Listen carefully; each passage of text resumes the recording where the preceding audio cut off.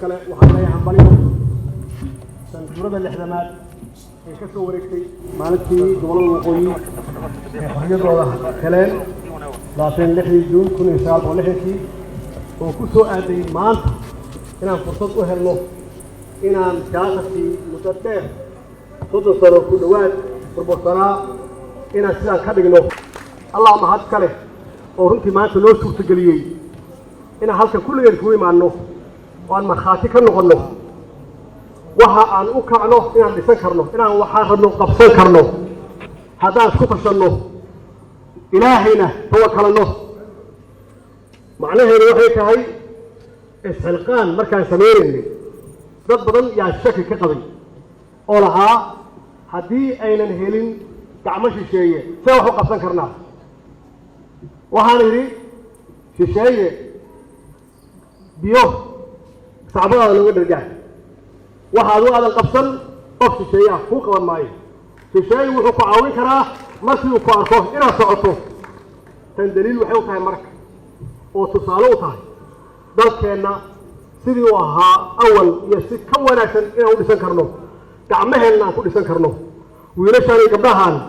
inay hormuud ama horseed ka noqon karaan qof walba oo Soomaaliya khaasatan dhalinyarada ay ku dayan karaan waxaan u mahadcelinayaa qof walba oo ka qayb galay hawshaan xilqaan oo ah hawl socota oo qorshaheedu yahay ama mabdi'iisu yahay inaan dib ugu dhisno dalkoo dhan gacmaheenna aan ku dhisanno waxaan u mahadcelinayaa ganacsatadii ku bixisa dhaqaalaha maxaa yeelay la'aantood waxaan ma dhacdeen runtii gacan ayay ka geysteen rugta ganacsiga iyo guud ahaan ganacsada Soomaaliyeed oo doonaysa dalkooda in dib uu dhismo aad iyo aad ayaan uga mahadcelinayaa waxaan u mahadcelinayaa shaqaalaha rayidka oo waqtigooda geliyey waxaan ka hadlaynay waxay ahayd usbuucii 1 saac ama 2 saac inaad danta guud geliso sida tan oo kale tan waxay calaamad u tahay meeshaan qurxoonaan fadhino oo weliba sidii hore ka qurxoon inaan dalka sidii hore iyo si ka qurxoon aan u dhisan karno haddaan u istaagno kulligeen Soomaali waa noolshahay Soomaali waa noolnahay wax walbana waa haysanaa dad waa haysanaa khayraad waa haysanaa laakiin waa inaan u istaagno waa inaan ka shaqeyno midnimadu waa xoog ummad midaysan lagama adkaado ummad midaysan waxaysan qaban karin malaha ummaddu hadday kala qaybsan tahay waa waxaan ku jirnay muddo aad u badan oo 30 sano ku dhow aan ku jirnay maxaa loo qabsoomay eebsanaanshuhu waa burburis in wax la burburiyo iyo wax la haleeyo ummadda markay isu timaado ay midowdo caqliguna waa midoobi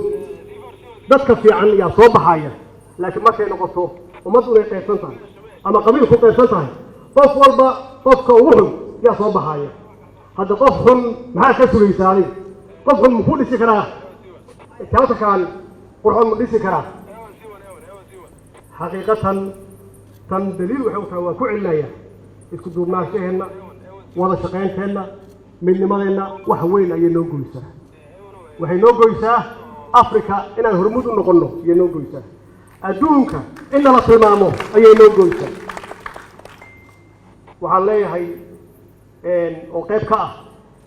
in isxilqaan iyo dhismaha dib u dhiska dalka la qabto waxaa koow ka ah in la helo dadkii wacyigelin lahaa suugaantii heesihii gabayadii gobollada waa beri waa soo noqotay hooyadii falka waa soo noqotay waxaan rabnaa inaad dadka baraarujisaan oo wax wanaagsan u sheegtaan oo wadaniyadii aad ku gabaydaan oo aad geeraaro ka tirisaan oo heeso ka tirisaan oo dadka lagu wacyigeliyo wadaniyadu waxay tahay dal jaceylku wuxuu yahay midnimadu waxay tahay hawshiin inaad qabsataan soo goobtiin lidima dhisin maxaa sugaysaan marka waxaad sugaysaa waxay tahay dadka wacyigooda inaad korisaan oo kor u qaadaan oo aad walaalaysaan Soomaali waa walaalo waa la isku diray dad xun yaa isku diray inaad ku walaalaysaan geeraaradiina iyo ilaahay hibada idin siiyey إن شاء الله وأقول سلي صومالي وأقول ستي وصعني وأنا صعدنا إن شاء الله والسلام عليكم ورحمة الله وبركاته.